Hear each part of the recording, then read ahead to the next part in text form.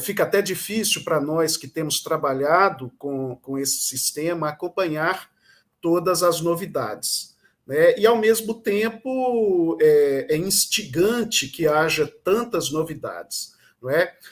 Como quem está, óbvio, né, promovendo o simpósio é a Embrapa Hortaliças, onde eu trabalho como pesquisador desde 2008, a ênfase, obviamente, será no cultivo protegido de hortaliças, embora hoje o cultivo protegido tenha abrigado cada vez um número maior de culturas, né? Além das hortaliças, as plantas ornamentais, né, que são as mais comuns, cresce no Brasil e no mundo o cultivo protegido de fruteiras também.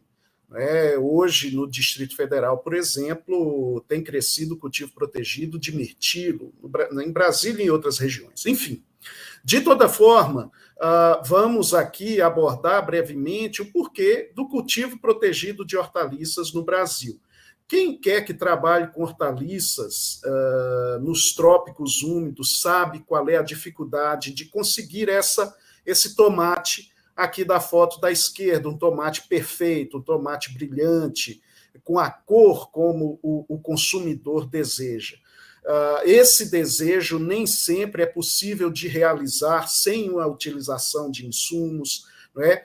Para piorar as mudanças climáticas, com o aumento da frequência dos chamados fenômenos climáticos extremos, como essas chuvas de granizos que têm se tornado cada vez mais comuns, secas, falta de chuva, não é? Tem tornado ainda mais difícil essa tarefa complicada que é produzir hortaliças, que é produzir plantas ornamentais, também frutíferas e outras culturas, cada vez mais em campo aberto.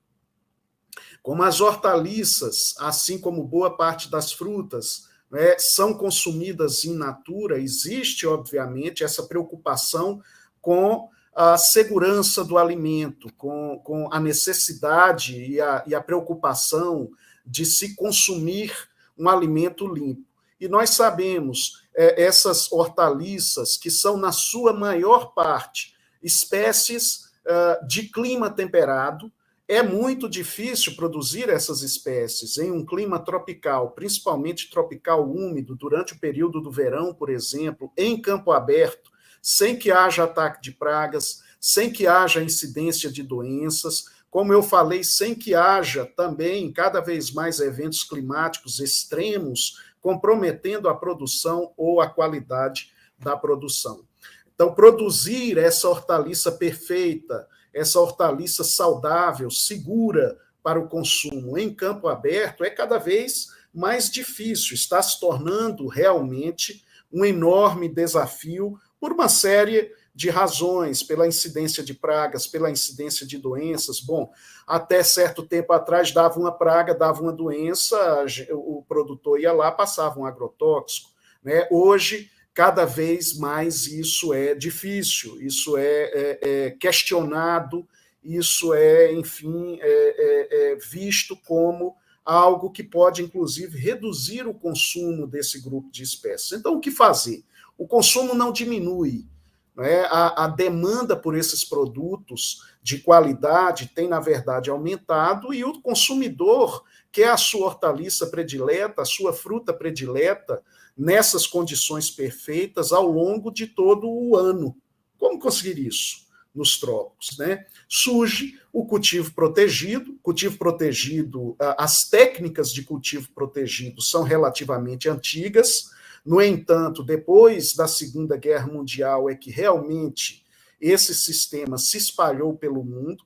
O que facilitou isso, entre outras coisas, foi o advento do polietileno de baixa densidade, esse plástico, né, que compõe os filmes plásticos que cobrem as estufas e que permitiu a expansão do cultivo protegido, inclusive, para os países tropicais, não mais apenas para os países de clima frio.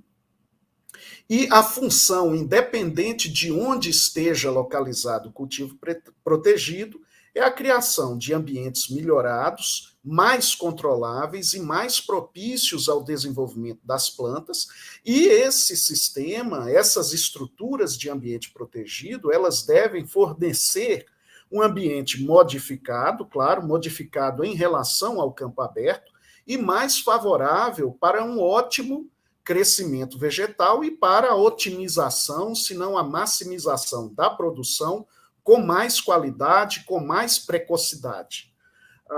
O aspecto de proteção, principalmente contra as intempéries e contra organismos indesejados do cultivo em ambiente protegido, ele tem sido atingido de melhor ou pior forma, mas tem sido atingido, inclusive aqui no Brasil.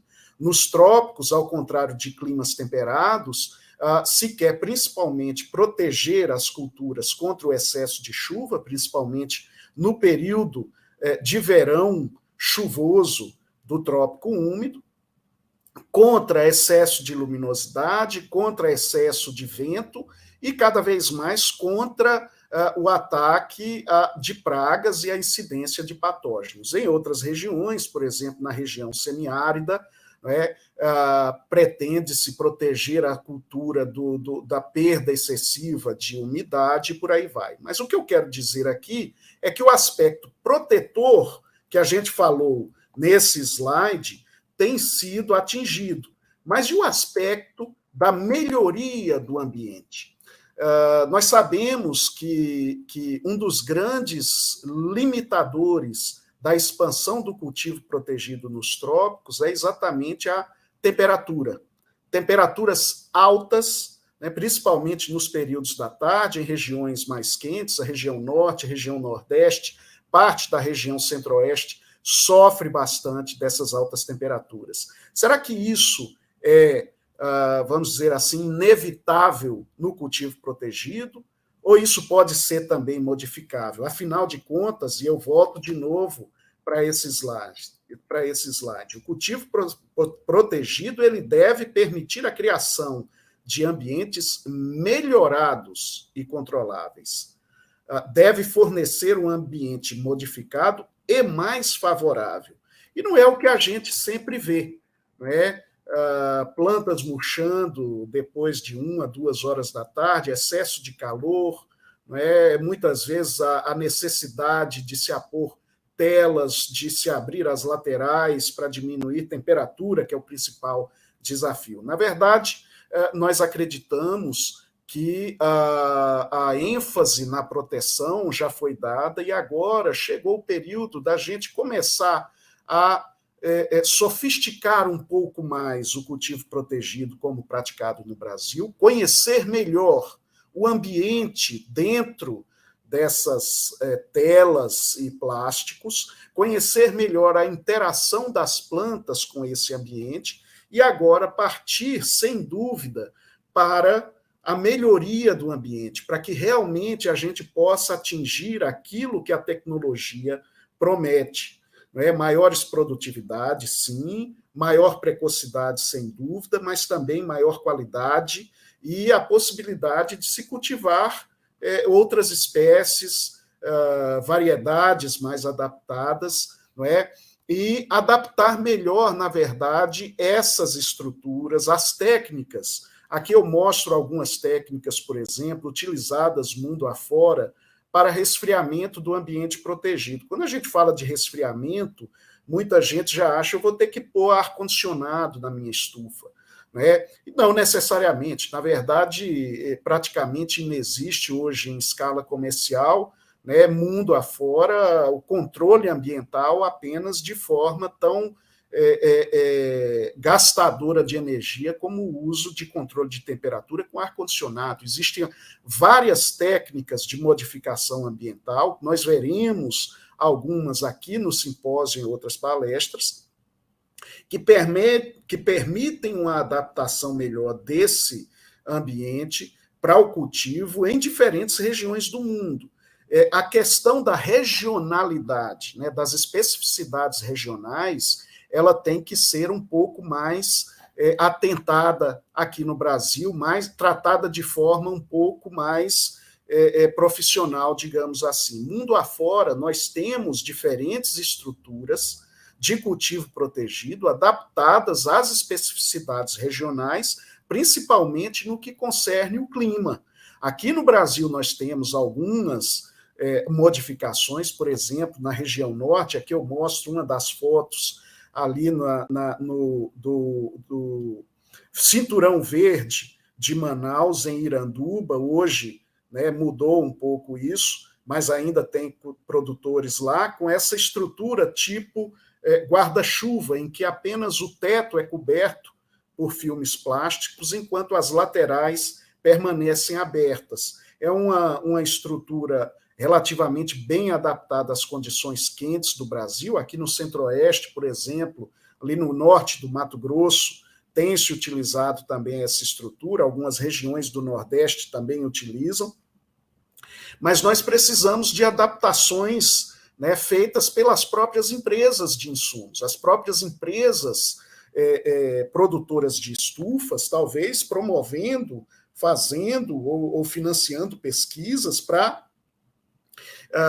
criar, para propor estruturas mais adaptadas às diferentes regiões brasileiras. Uma estrutura, por exemplo, ao trópico semiárido, né, que permita a utilização de água de chuva, né, em hidroponia, em cultivo sem solo, com reutilização, por exemplo, né, estufas mais adaptadas ao excesso de insolação, à alta umidade.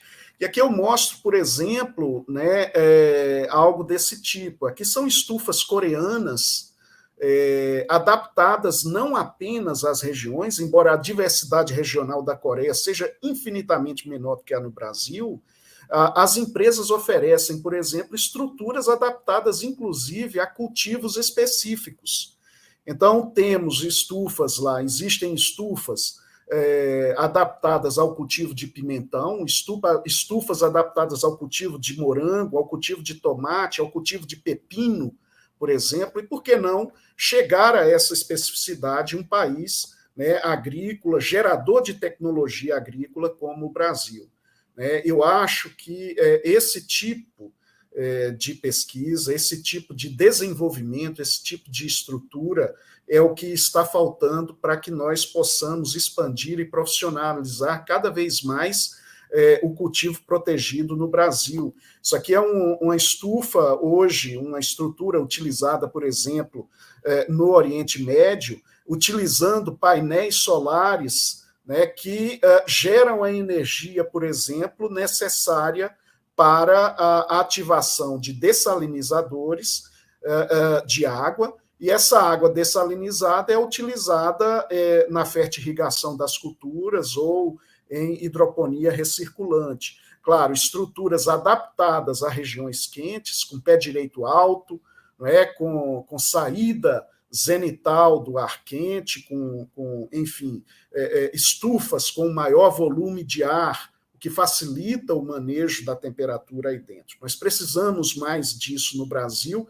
e não utilizar, como em grande medida ainda se faz, a mesma estrutura, geralmente de sul a norte do país, como se nós não tivéssemos a diversidade climática que nós temos hoje no Brasil. Outra técnica, outro sistema que tem crescido de forma muito rápida no cultivo protegido são os sistemas hidropônicos. Hoje, sabe-se que a hidroponia NFT, por exemplo, ela, se for feita com sistema fechado, recirculante, consegue economizar até 95% de água em relação à mesma área de cultivo em campo aberto. Eu pergunto, qual o sistema de irrigação que tem uma eficiência desse nível? 95% de economia de água. Não é? É de se perguntar por que o NFT, por que a hidroponia não é mais utilizada hoje no Brasil. Tem crescido muito no mundo, tem crescido no Brasil, mas talvez não nos níveis que seriam necessários, dadas as mudanças climáticas, dada a escassez de água. Aqui eu mostro alguns dos sistemas, né, partindo do gotejamento ainda muito utilizado em sistema de cultivo em solo, no cultivo protegido, né, gotejamento com adubação, a fertirrigação, floating NFT, ebb and flow, atomização, a aeroponia tem crescido, nós na Embrapa Hortaliças temos feito muita pesquisa com isso aí, né? Cultivo em substrato tem crescido de forma muito rápida no Brasil, hoje não apenas pela facilidade de manejo, pela economia de água, também pela economia de nutrientes. Nós temos visto aí dados científicos claros mostrando economia de 50%, 60%, 70% de fertilizantes. Que coisa importante isso hoje, nessa crise que nós vivemos, com preço de fertilizantes altíssimos, né, com escassez de jazidas, você ter economia de 60% de fertilizantes, você diminuir a perda de nitrogênio por volatilização em até 50% ou mais, com cultivos em substratos, com cultivos hidropônicos, por exemplo, uma utilização muito mais racional, a possibilidade de se utilizar sistemas elevados que melhoram a ergonomia do trabalhador, facilitam a colheita, diminuem a perda, né, e o desperdício. A hidroponia hoje tem apresentado também uma demanda cada vez maior por automação. Nós sabemos da escassez de gente para trabalhar no campo, principalmente em áreas urbanas e periurbanas, que é onde se concentram os empreendimentos de cultivo protegido. Então, tem surgido ainda bem empresas inovadoras na área de automação, não apenas da hidroponia, mas do sistema de produção em cultivo protegido como um todo. Aqui são algumas das empresas com as quais nós temos algum tipo de parceria nesse aspecto. Temos feito muita pesquisa também na Embrapa Hortaliças com o cultivo de hortaliças, pequenas fruteiras em substrato, né, o cultivo de morango em slabs, né, tem crescido de forma incrível aqui no Brasil. O morangueiro tem se estabelecido como uma cultura rentável no cultivo protegido. Temos feito pesquisas em termos de nutrição, em termos de tipo de substrato, sistemas de cultivo. Tudo isso vai ser falado de alguma forma ao longo do simpósio, sendo mostrados alguns resultados, algo que começa a ganhar cada vez mais força, né? Principalmente hoje que a gente fala tanto de integração lavoura-pecuária. A aquaponia não deixa de ser uma integração, a integração agroaquícola, em que o componente agrícola é hidropônico e o componente aquícola é a criação de peixes. Esse sistema se chama aquaponia, tem crescido muito no Brasil pela otimização do espaço, né, pela intensificação da produtividade de cada metro quadrado e essa coisa interessante de produzir hortaliça e proteína de alta qualidade no mesmo ambiente, com reutilização de soluções nutritivas. Aqui é um sistema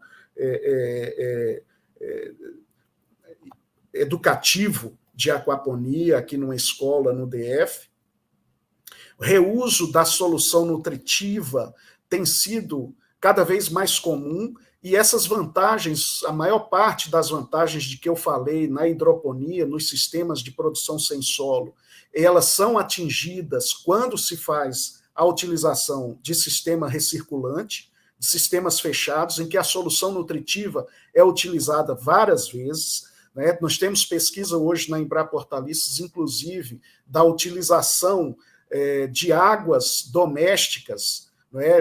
já utilizadas, claro, devidamente filtradas, a todo um sistema desenvolvido aqui pelo Dr. Carlos Pacheco, colega nosso na Embrapa Hortaliças, que permite a utilização de águas domésticas na hidroponia ou na fertirrigação, principalmente de hortaliças de fruto. Uma coisa que tem, uma demanda que tem crescido muito, a demanda sobre informações quanto ao uso da iluminação suplementar em cultivo protegido, visando aumentar a produtividade e, em alguns casos, também a precocidade das culturas.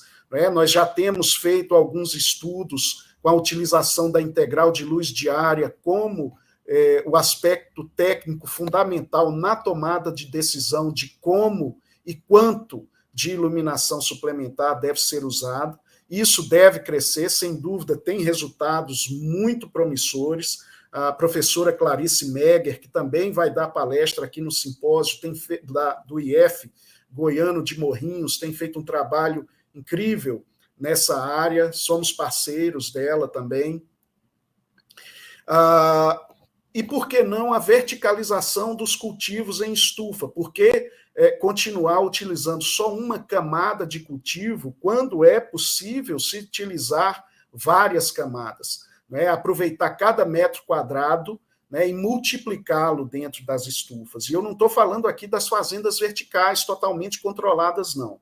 Estou falando da necessidade de desenvolvimento de sistemas verticalizados de cultivo em ambiente protegido, em estufas, utilizando ou não iluminação suplementar, adaptação de sistemas de produção sem solo. O colega Marcos Braga tem trabalhado muito com isso aqui na Embrapa Hortaliças, deve falar alguma coisa na palestra que ele vai dar também sobre isso. Isso aqui é necessário, cada vez mais caras as áreas onde estão localizadas, ou onde melhor seriam localizados os empreendimentos de cultivo protegido, como eu já disse, áreas urbanas ou periurbanas, que cada metro quadrado tem que ser aproveitado ao máximo.